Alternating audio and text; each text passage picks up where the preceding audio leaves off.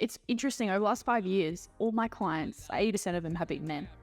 And that's why I'm now a mother, right? And going into the space where I'm being a bit vulnerable here is I'm going into a space where there's so many women who want to build businesses, but feel like they're physically stuck. That's how I felt when I had a baby. I feel like my business was stuck and my mindset was stuck and everything was stuck because I was sleep deprived and this and that. And I realized that I was blaming my daughter for the reason I wasn't where I was. I got superpowers, superpowers. I got superpowers, superpowers. I got superpowers, superpowers. Working 7 days a week and 24 hours. Yep, I got the business saying this. Holly Smith, welcome to the show. Welcome to becoming your own superhero.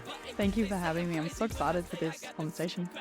Well, we always love doing an in-person interview with our amazing guests. It's just a slightly different connection. And I wanted to start off with a challenging question for you. Did you wake up happy today? Yes, I did. Did you? Yep. How'd you do that? Honestly, it's become such a habit and it's a mindset. When you wake up in the morning, everything is a choice. Even on days when I wake up and I haven't slept, that much because I have a 1-year-old daughter who's teething. And let's just use last week as an example. She was teething. I was waking up during the night. I'd be up for like an hour and then I'd wake up at 5 o'clock and then I'd be so sleep deprived and tired. And then you've got everything else that comes with running a business and, the stresses of that. And then, getting to the gym and, just thinking you have to be perfect, and absolutely not. You just do what you can. But honestly, it all comes down to the daily habits that I have been implementing for the last 5-7 years. These are the habits in my book. So they're kind of like a first aid kit for me. So example, I felt like I just had so much going on and I needed to do a big brain dump or, so I went for a walk, a white space walk where you just don't wear any headphones. You just listen to nature. And I felt so good coming back from that. I was like, oh, I feel so much happier, lighter. Like I can hear myself and, tap into that creative part. So that, for example, is one of the habits that I pull out of my first aid kit when I needed it. And it's the same when you wake up every morning. So that's kind of, I choose to wake up happy. And if I don't feel my happiness, there's generally a reason why. Tapping into that and then picking out the habits that are going to benefit me. Phenomenal. And folks, if you just tune in for the first time to this podcast or you're a regular listener or watcher of the show, Holly is an incredible young entrepreneur and published author, an incredible coach who has achieved so much in such a very short period of time. And I don't really want to focus on the age side of things, but I don't meet hardly anyone at all that's got their stuff together at 35 or 30, let alone 25. And I think that's super inspiring to people that are maybe struggling with depression or directionless, whatever it might be in their life. So you weren't always like this, I'm guessing. Where did this come from? Back in my teenage years, I found it really hard to regulate my emotions. My family were never together. Pretty much since I was born, I have a brother, younger brother, but they were never together. So always had a separated family. So I don't really know what it feels like to have a family together. But now I do because I'm married and have a kid. But I think that had a lot to do with, all childhood trauma growing up and things that happened. My whole life was around my horses. My goal was to go to the Olympics for show jumping. And literally I woke up every single morning, was ride, get back from home from school, ride again, do the horses, go to bed, and then do it all again the next day. I was always active and stuff like doing athletics. I was a really good runner. I was generally quite naturally good at sports, swimming. But yeah, horses was my thing. So pretty much had 2 horses that passed away. And then we moved off acreage and we moved into a townhouse, or not a townhouse, just a normal suburban block. And I was like, I can hear the neighbors flushing their toilet. That's how close we are. And I wasn't used to it. I was like, oh my gosh, I'm used to living on acreage. And anyway, first world problems, right? But I was just I felt like everything was ripped away. The reason I woke up every morning was because I used to buy and train and sell horses. That was my hobby as well as a reason. So that was my full purpose to be alive, was because I had such a strong vision of where I wanted to be, which was I wanted to, go to the Olympics for show jumping. That's all I wanted to do. And I guess because that was such a clear vision of mine, when all the I guess, parts of it were stripped away, I felt like there was no reason to be alive because I didn't know what my purpose was then. I fell into a deep depression when I was 16. I put on like 10 kilos, just was super depressed, suicidal. I was just hoping that one day I'd like literally get hit by a car, or just one day, life would take me so I didn't have to do it myself. And then one day I was just like, honestly, rock bottom. And I was like, just prayed to God. I was like, just take this pain away now, or I'm gone tomorrow. I'm done. Tomorrow I'm done. I'm getting goosebumps as I'm saying this. And next day I woke up with absolutely no suicidal thoughts. And I had this purpose and this vision. There was more to life, personal training business, doing this, doing that. I felt like, I don't know, a weight was lifted off my shoulders, and it was like a dark cloud kind of went away. So from there, God gave me this idea to write this book with 30 Days to Happiness, but he's like, you're not ready to write it yet. So it was a few years down the track. I pretty much, those were the habits that pulled me out of my depression. Those are the habits that pulled me out of my burnout. In 2019, I got so burnt out I couldn't walk for 4 weeks. And these are the habits that I now want to share with everyone around the world, because honestly, like, not just mental health, but general well-being, like the foundation to everything. Phenomenal, Holly. And one of the things that came to me as you're sharing that is that I don't think I've met anyone yet that is, I suppose you call them an atheist, that has, like, they don't believe that any kind of entity or God or source exists. I'm not talking about religion per se. Yeah.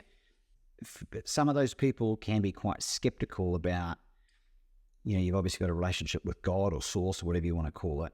And they're like, if you have this God, why are you experiencing such adversity? And I suppose my question is, what's your explanation for you going through such a low moment in your life, even though you had this connection to source? Yeah, I think with anything in life, if there is no sadness or, no opposite to being perfect and happy, then you wouldn't really appreciate all the amazing things that do happen in your life. But when you've done the work and you don't see it as it happened to me, but happened for me, and you change your mindset around that, you start to really appreciate what you've gone through, because that, if I didn't go through that, I wouldn't have written my book. Mm-hmm. I wouldn't be probably sitting here right now with you. I probably, who knows where I would be, So I think everyone's story and purpose is very much linked to your past and those struggles. Like you, for example, you wrote a book about what you went through. You're helping others do the same. I think everyone's gone through, like, this is not a perfect world. Everyone's gone through trials and tribulations and traumas. So I think using that to the best of your ability is probably the first step to actually finding your purpose and waking up happy every day. Thank you for that. It wasn't something I planned on asking, but it's really important, because I think maybe as a possibility, Holly, you might have ended up, an observation I've seen with a lot of people that have all the material goods, that they are deeply unfulfilled, and they continue to buy material stuff because they're trying to fill some kind of void, and clearly we know that doesn't work. Mm-hmm. And what's interesting, just as a random thing, I don't often watch stuff like this, but I started watching, and I won't continue to watch, but I started watching The Man with 1,000 Babies on Netflix last night. And it's this guy out of Europe that is a prolific sperm donor, right? Seen that ads for that. Yeah, right. And so he has, the women that were being interviewed, it had ruined them finding out that they had quite literally 1,000 siblings for their sperm donated child. And so there's some concerns about accidental incest and a few other things, which are real things. But it was so interesting for me watching that, knowing what I know about how to reframe negative things, that if I was able to coach them, and I'm sure you would be the same, that you could allow them to see from another perspective the actual blessing, one being that they got this incredible, healthy, beautiful child. Yeah. And one of the woman was so emotional because she has to deliver this negative news to these other parents that are finding out about this guy. And I'm not taking sides either way. I don't want to get involved in that. But what percentage of people that you see out in the public are operating from that scarcity mindset versus the mindset that you and I might implement in our day-to-day? Honestly, I probably think it's like 90% of people, because unless you have the emotional intelligence to be like, oh, I'm thinking this way, how can I change it? I'm going to choose to change it. You're not going to know. You're just going to continue doing what you've always been told to do, because these are second nature, neural pathways in the brain that have just become a habit now. Your thoughts have become a habit. That obviously triggers behaviors and feelings and emotions and actions, and then it just becomes a massive cycle. So I think this is the best way to explain it, and this is what I use for my clients, is that there is a big circle and you're in the middle of it. I call it the circle. People call it, whatever you want to call it, but you're stuck in the middle. And the thing is, when we're so attached to a specific outcome, we keep going round and round and round in a circle, because it stops us from seeing other opportunities outside of the circle. If that's like, oh, okay, well, I have a choice over here to make this decision and live a happier life. I have a choice to choose this emotion. I have a choice here to go to the gym today. I have a choice over here to make more money, or, move away from, this traumatic situation that I'm in. Like, we all have so many opportunities and choices outside the circle, but it's very hard for us if we're not rested. We're on the verge of burnout. We'll keep going round and round that circle until intervention happens. So intervention as in, okay, well, someone's told me that I should probably do this. I should probably listen to them. That's a way of interviewing. Or how can you cut this cycle? A lot of people will go on a holiday if they're burnt out, and they'll come back. They'll see other opportunities, be more creative. They'll have the energy and the ability to do that. The thing is, in life will interfere for you if you don't do it yourself. You'll get sick. Something will happen. Something will happen to your family. Your business will fall apart. Like, there'll always be something. And that is a sign that it's a sign to say, hey, you need to slow down, or you need to change direction. So again, seeing that as a sign as well is also a way of intervention. Yeah. I like to call those God taps. Yeah. Where, like, while we're in the process, he goes ding, ding, ding, ding, and we ignore and we ignore and we ignore, and then he just goes, what? And I use for my relationship with Source or God is that it's within us, right? And one of the questions I wanted to ask you was, like, how important do you think that having success in your own life is to have a relationship with Source or God or whatever what you want to call it? Yeah, that's actually the last chapter of my book. Bit of a spoiler. It's like giving it all to a higher power. That's like the last chapter, the last habit, the last thing to happiness. And this is just my philosophy, obviously, and there's literally lots of scientific and other research that has been done from people's own healing experiences and all around the world. Honestly, I almost truly believe that you can't possibly be happy unless you let go completely and give it to a higher source, which is more powerful than you. And I'm writing a book at the moment, and it's almost proving that it's actually almost impossible to be happy if there is no higher source. And there's a whole philosophy around that. You may not believe that absolutely, like, it's your choice, but I think we can choose to believe what we want to believe. I think when it all comes down to success, if you truly believe there is a higher power, more intelligent than you, it obviously knows what is going to happen to you in the future, which knows best for you. So that's, without going too deep into being spiritual, like, that's probably the best way to explain it, is that how many percentage of our brain do we use? I can't remember. 5? Well, 10. They say 10, but I don't know how accurate that is anymore. But if you think about a higher source that uses 100% of its brain, and you can get the information and intelligence from pure wisdom, then why wouldn't you? Divine intelligence. And I think the point here is you can remain skeptical, and I would encourage people to remain skeptical when it comes to this stuff as well. Do your own digging, do your own experience. The point I think you're making is that if you want to expedite the process, if you want to compress time and get the outcomes that you desire, this is the pathway, this is the shortcut to it.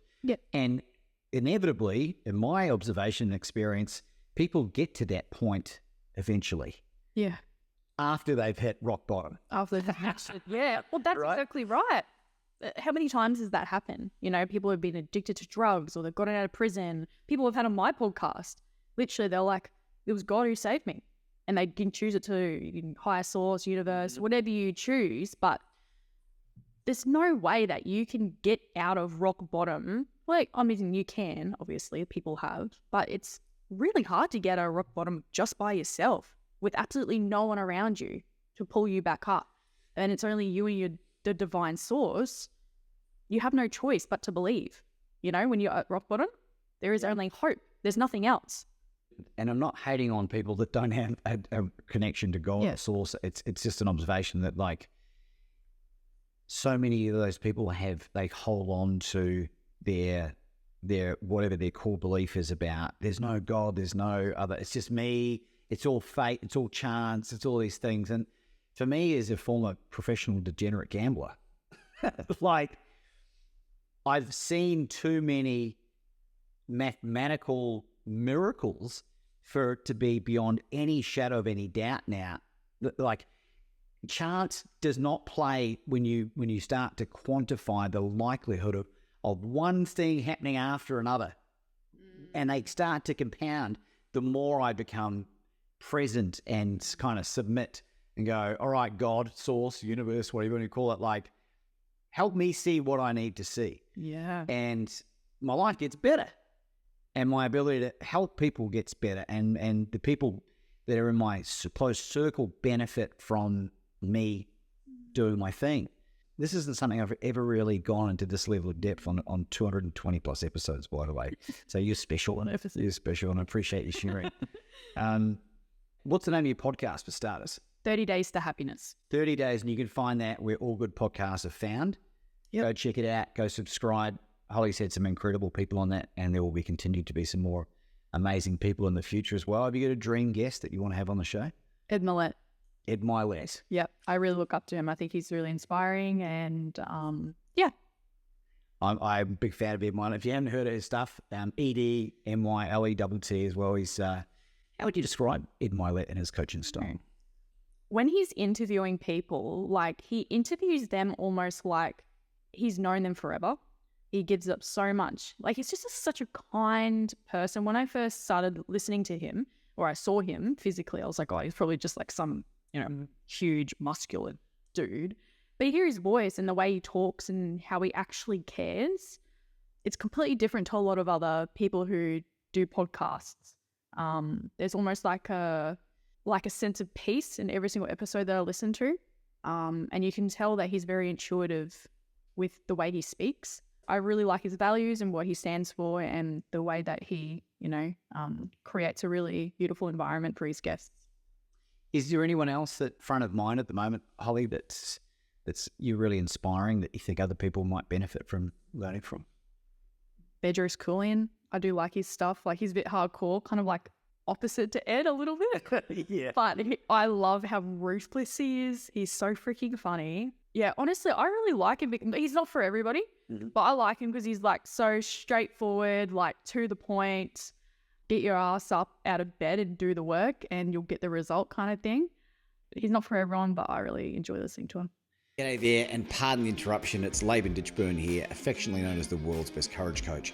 And if I'm someone that you've been listening to or watching on this podcast that you resonate with in some way, and you see me as being a possible solution to some of your biggest challenges, I would love to make available to you today a complimentary transformational coaching session.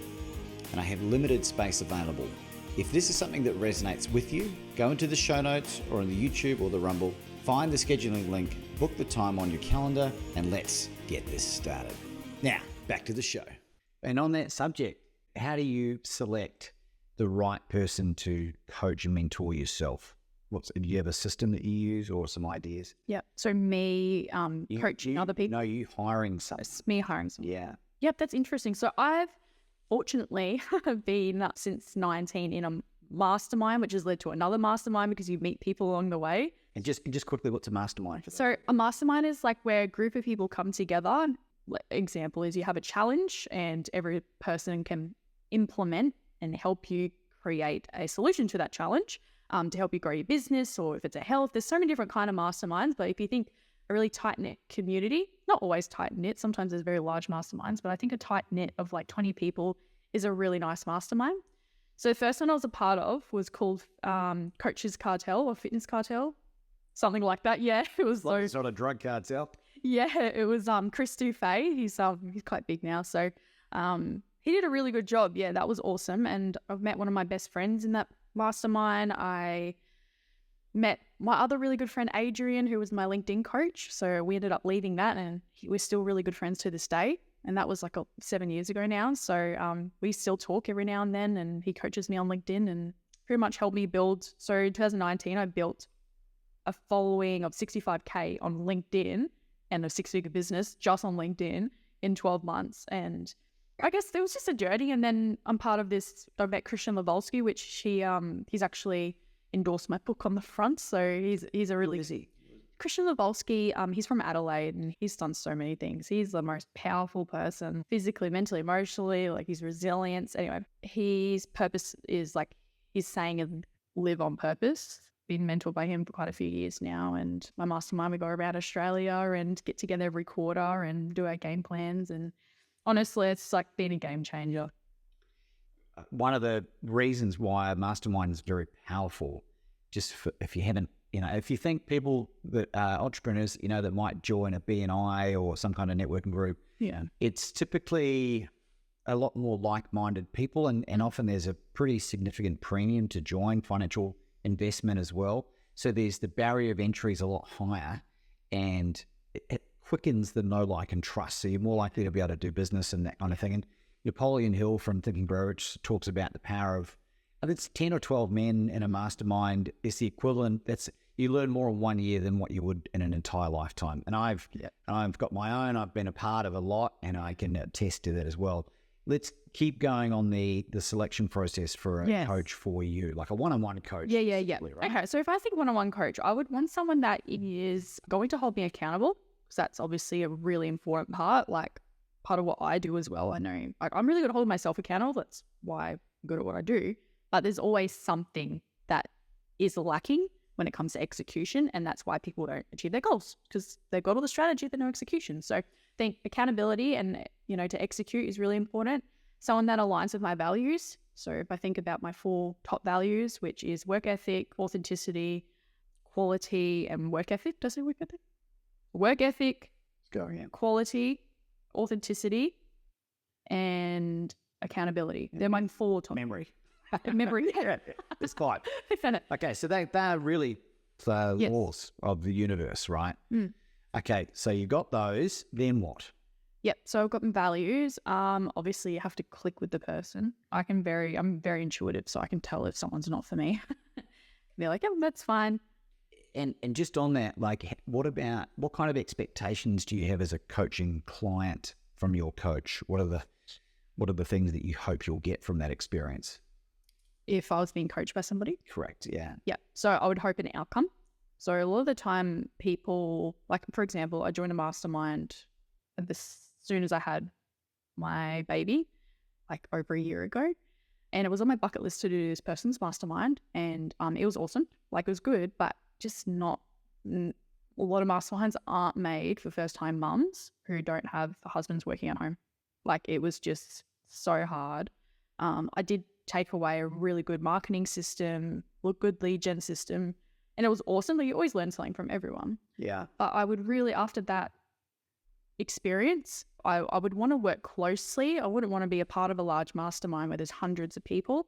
There's obviously massive benefits. I know I have a few friends that were part of Current Waves, but I think a close-knit mastermind is probably best. But if I'm working one-on-one with someone, they would just have to be like-minded. I think for me, Christian Lawolski really saw something in me that I didn't see in myself.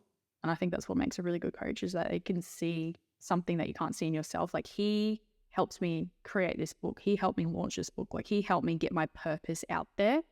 And the reason I have my business today is probably because he believed in me. So I think, honestly, I go back to it. I know it took me a while to get to it, but I just thought about, he's such a great mentor of mine. And yeah, I think belief, that's amazing.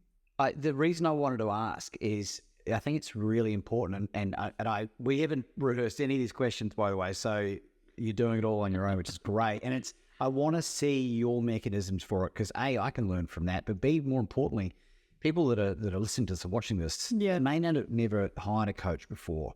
And so many people only find this out much, much later in life. They miss out on this opportunity to compress time, that you're able to shortcut what you are trying to achieve with someone who sees what you don't see in yourself, and you can borrow their self-belief until you're vindicated with having done it.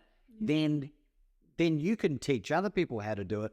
It may not be your pathway to be a full-time, peak performance coach or whatever it might be, but that's one of the things that I loved about it. I remember hearing about how much sometimes people invest, and I'm thinking, oh my God. And then but something happens when you do that and you level up. There's a transactional thing, isn't it? And you start to see how you can add value to much further along people. Yeah. And that's a real superpower in itself. So we've learned how you have your selection process. Yeah.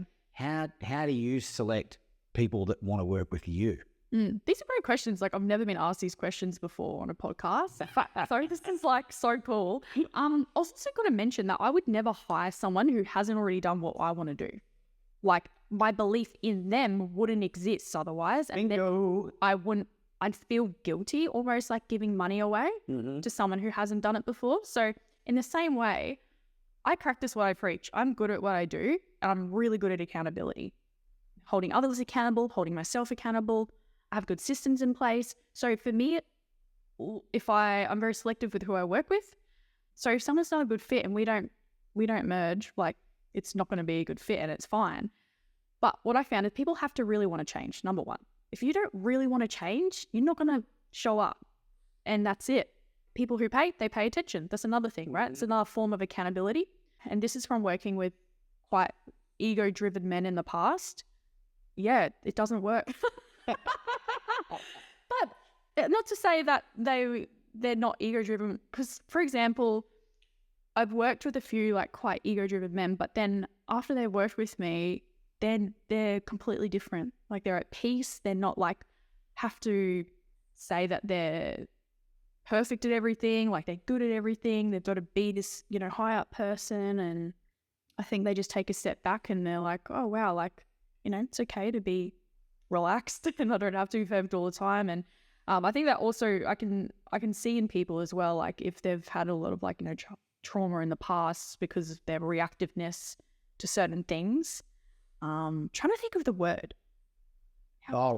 Defensive. Defensive, that's the word. I find when people are quite defensive, they're very hard to work with. But if the reason they're coming to you and you can hit their pain points enough to understand that that's the reason they are feeling this way, then it all works out well. So I think they have to be super aware of why they want to change, even though they may not know the how. And that's why they come to you. That's why they come to you, I guess, originally. So hopefully that answers your question. No, it was wonderful. Because my very first life coach, her name was Dolly out of Mauritius. Dolly. She, an incredible woman that helped soften me up. And it wasn't that I was hyper masculine. I was actually in my feminine. So I was, and for people to understand this, I'm not an expert on it, but I'll take a look. I was able to step back and be objective about my life. And she's a friend of mine's mother-in-law. I just randomly said to my mate Sam Skinner, I said, actually, no, I'm a life coach. She goes, yeah, my mother-in-law. I was like, well, it's pretty random. Yeah. There are no coincidences. It's God's way. Absolutely not. Coincidence is God's way of staying anonymous. This is a great quote I heard. But she just taught me about the structure of goal setting. This is in 2017. Wow. Fast forward, 2018, when I met my wife, I'd written a goal of my dream woman, Eastern European, beautiful, and she's over there as our main producer and director. Shout out to Anna. And I have benefited so much from dropping the veil of ego from my wife, Anna, because she can give me a very unique perspective on things. When I want help, she doesn't force it down me. And then I can soften up, but still remain totally unfuckable with. Because it's like, this is a great quote, and I'm going to butcher this, I know, but it's around like, if you are a passive man who's unable to fight, you're no good. You need to be able to fight, but choose to restrain and not use it unless it's, life and death kind of thing. Yeah. And so I've benefited a lot from female mentors and coaches. For the men out there that are like, oh, I don't know about working with a chick, it can be a very, very good pathway to soften you, not weaken you. It's actually going to strengthen you and make you a better partner, make you a better leader. And then you can go find another coach that's hyper masculine that you can lean into for more, relevant stuff to them. But for me, it's been a real game changer. So no, that's good because it's interesting. Over the last 5 years, all my clients, 80% of them have been men, and that's why I'm now a mother, right? And going into the space where I'm being a bit vulnerable here is I'm going into a space where there's so many women who want to build businesses, but feel like they're physically stuck. That's how I felt when I had a baby. I felt like my business was stuck and my mindset was stuck and everything was stuck because I was sleep deprived and this and that. And I realized that I was blaming my daughter for the reason I wasn't where I was. And I had this revelation. I went to bed one night and I was on TikTok and I must have heard something, but I was like, that's it. I'm sick of being a victim. I woke up the next day and I took action on all the things that I needed to. And I also just let myself go. Like I was like, it's okay that I'm not perfect in this area. I'm just going to do the things that are actually required for me to take that next step. And since I remember it was since that day, I was on holidays too. So obviously I had time to relax my nervous system and, be creative again. So I woke up and now I'm going to a space and helping other parents and even women, but even the thought of coaching more women kind of like scares me a little bit because I've been coaching men for so long. So it's like a whole nother world. And I love that you bring the feminine and masculine energy up as well, because that's something I've had to learn with my husband. He's the masculine man and I am the woman. And when I'm coaching, I'm in my masculine energy. But when I'm at home, I need to take a step back and let him be the man, otherwise it just clashes. And that's something that I learned since knowing Lockie and since we met. So yeah, it's been game changer. I think one of the things that I can see you adding really real value into these women entrepreneurs' life is showing them a pathway to pursue their purpose without having to copy the masculine energy that a man might use. Yeah. Because I did IT recruitment for a long time and it's 95% dudes. Yeah. The women that were in positions of leadership, CIO level and even CEO level, typically were very, very masculine. Mm-hmm. And they don't need to be, because it's, you can, I'm not saying you need to be soft, but there's ways of doing it that don't destroy the femininity. With you and Lockie, perfect, you can go home where you're at home already, but like you can just lean into that feminine in the same way that my beautiful Anna, she's a powerful hypnotherapist, and the agreement when we got together, I was to bring home the woolly mammoth and allowed her the space and security for her to lean into her femininity. That's where she thrives. That's where I love her the most. Yeah. And people forget that. And so, there's not that many coaches that can delicately balance that as well, because they'll actually achieve more by following who they are rather than trying to be somewhere else, I suppose, is my point. Yeah. It's interesting because it's become we actually did a whole entire podcast episode on it with my friend Ryan, who's in that space, but we talked a lot about how like there's so many like masculine and feminine like spiritual gurus out there, and that is like, it's almost like the new thing on Instagram is to be like a feminine coach or something like that. So, and it's really great, but I think a lot of the time when it first started, it was almost like, boss bitch energy, like, all that kind of like high, almost masculine, feminine energy that no one really understood.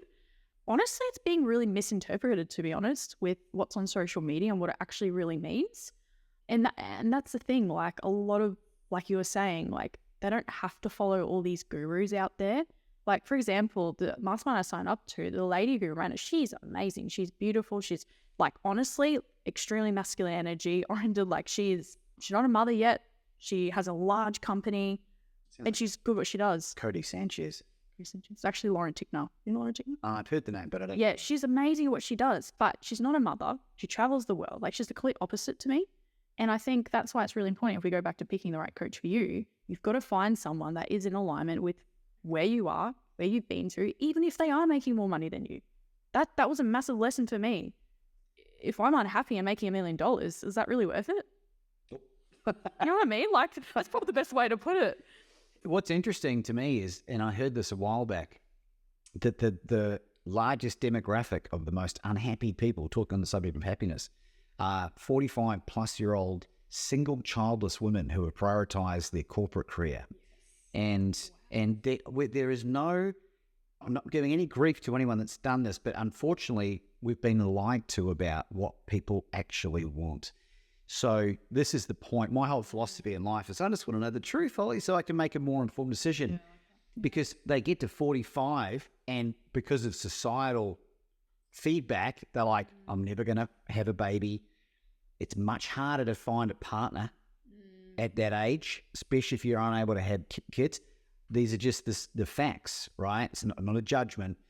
And wouldn't they be better off following their feminine guide earlier on, having the family that they are going to want and crave, hardwired biologically anyway? That's a good point. And then they can go and be the success that they are. I don't know, what do you think? What do you think about that? That's actually really great, and you've given me some clarity around that, because I was like, okay, well, if I'm going to target like parents or mums, or even like I love working with parents because I can relate. But mums specifically, in the corporate space, like on LinkedIn, I was like, how do I find these people? And I was like, you can use hashtags, because in Sales Navigator, you can't really search parents, or you can search mumpreneur or working mum or anything like that. You just give me a whole new idea of a whole nother niche that I could potentially go into. So thank you. That's why we do this, to share some ideas, Yeah. So I love that. And I think a lot of women as well, they're not aware of what they really want, because they've been giving so much to their kids and their family and their job and their careers for so long.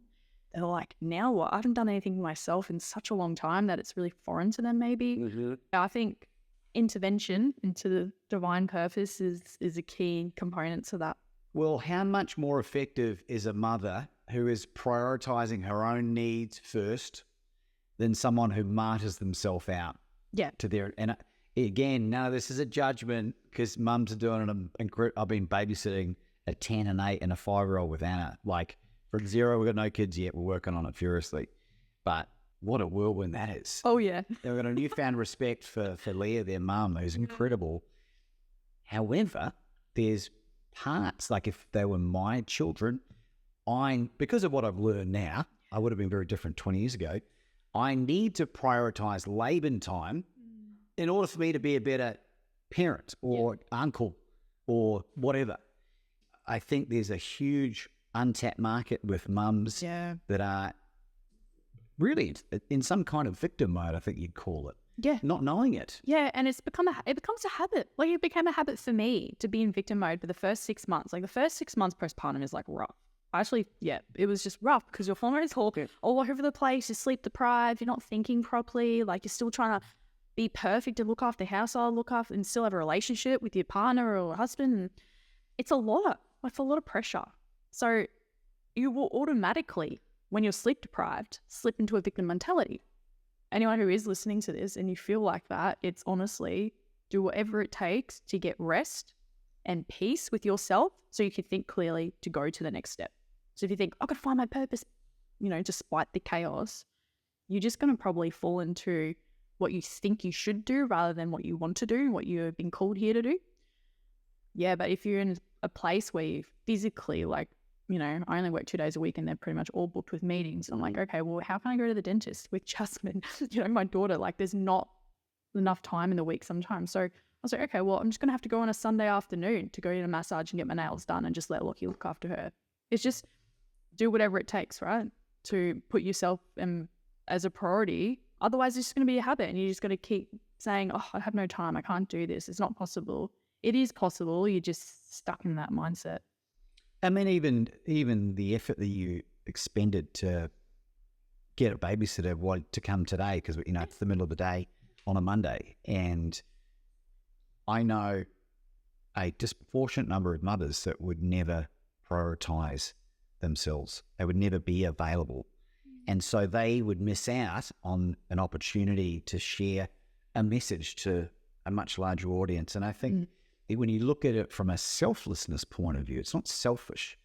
I suppose there is an element of being selfish with your time, but the energy you gain back allows you to be way more level-headed. Yeah. And I love that because it's like, I don't think until you've stepped into your divine purpose and you have that kind of like, I don't know, I don't know what to explain. It's almost like a spiritual feeling where you're just like, everything that comes out of your mouth is just, you don't know where it came from. Like, I'm on like that on podcast coaching sessions. I'm like, where did that even come from? I don't even know who is talking. The divine download. Yeah, that to me is a knowing that I'm in my divine purpose and I am where I'm supposed to be and I'm saying what I'm supposed to be. But a lot of people haven't felt that before. Once you have felt that feeling of what it feels like to serve, like, you know, when you finish serving, like I remember going to a homeless shelter last year and I served and I felt so good after it, felt motivated to continue helping. After today, like, this lights me up. I feel so just enlightened and motivated and positive. And that's when you know you're in alignment, right? A lot of people feel it when they're at the beach. A lot of people feel it when they're writing their books, or generally it's something creative or serving. But I think tapping into that and finding that, otherwise you just get swept up in the chaos and forget all about it. Well, Holly, you have an incredible resource of amazing products and programs, your book, the podcast, the content you're putting out across TikTok and LinkedIn are the two main. Are you on the other platforms? And Instagram, yeah. So how do people find you? Yep. So you can go to LinkedIn. That's where I am most active, and it's just at Holly Smith. My book's called 30 Days to Happiness. So you can go to 30daystohappiness.com.au. You'll see all my resources there, all resources for the book. But most importantly, just, go on Instagram, Holly_Smith00. You send me a DM on LinkedIn or Instagram. Yeah, feel free to join our community. That's probably where everything's happening at the moment. You'll get completely free access to the happiness formula. I decided at the start of this year to give it away because I just obviously want to serve and help more people. So if you want that for free, just send me a DM and I'll send it to you and you can join the community. We do live Q&As every week completely free, and that's my way of giving back and helping people get on the journey to being happy. Well, you've shared some incredible wisdom today, and we've went down a path that, I mean, it's always hard to predict which direction. And I talk about these things, so I'm very interested in learning and getting better at this stuff as well, right? Do you have any concluding thoughts for our amazing audience today? Think about the one thing that you got from this conversation. That's the thing. Like, a lot of us will listen to podcasts or read books and we're like, oh, that was a good book. Or when's the next one, you know? And take the one thing that stood out to you and think about how you can implement that into your own life. If you're not implementing something that you've learnt, I call it wasted opportunity for you to become that 1% better. Ladies and gentlemen, Holly Smith. Thank you for having me.